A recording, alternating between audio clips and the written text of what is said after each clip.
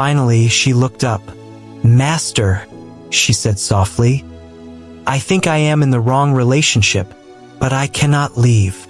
The Master of Life sat across from her, calm and still, his dark framed glasses resting gently on his face. In the middle of a busy city, where noise never truly rests, there is a house that most people walk past without a second glance. It is not tall. It is not decorated. It does not demand attention. But those who have entered that house will tell you something quietly, almost like a secret. They say that no one who walks through that door ever leaves the same way they came in. A man lives there. No one knows where he studied. No one knows exactly how old he is. He does not promote himself. He does not chase followers or crowds. But somehow, people who are carrying the heaviest questions always find their way to his door. They call him the Master of Life. And today he has something to share with you. One evening, a woman came to see him. She sat down across from the Master with her hands folded tightly in her lap. She looked at the floor for a long moment, gathering courage. He did not rush her. He simply waited. She continued, her voice quieter now. "He is not cruel to me.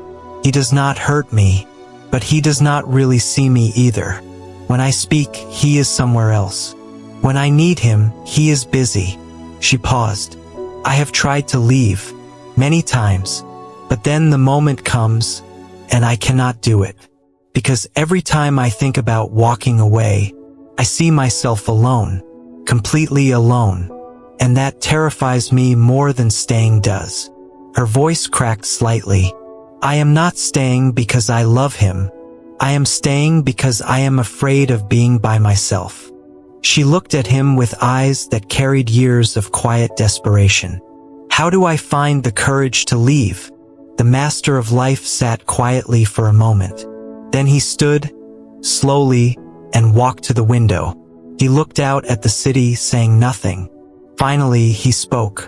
"Come here," he said gently. She stood and walked to the window beside him. He pointed to the street below, where people were walking in every direction. "Do you see that woman there?" he asked, pointing to a young woman, walking alone down the sidewalk, her steps steady and unhurried. The woman beside him nodded.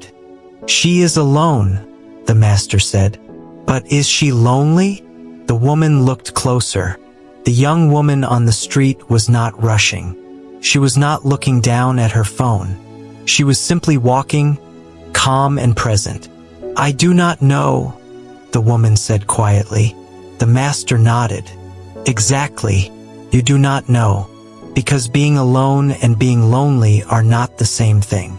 He turned and looked at her directly. "You are afraid of being alone. But what you are really afraid of is being lonely.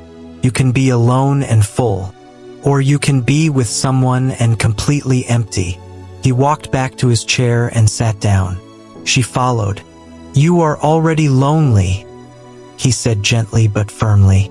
"Right now, in this relationship, you are lonelier with him than you would be by yourself.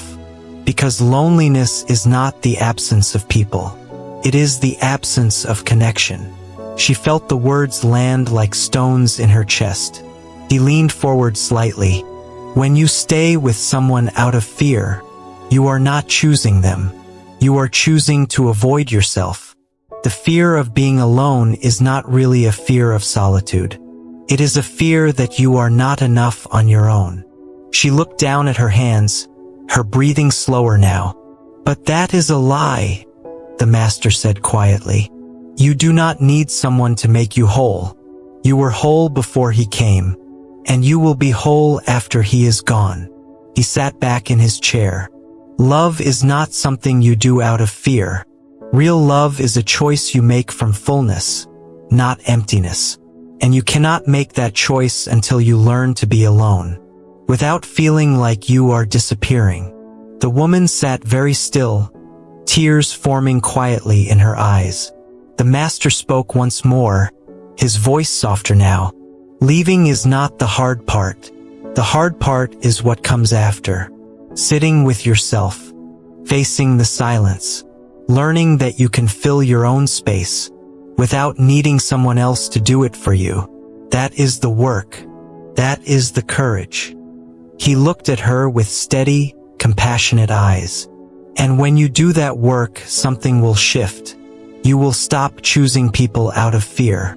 You will start choosing people because they add to your life, not because you need them to complete it.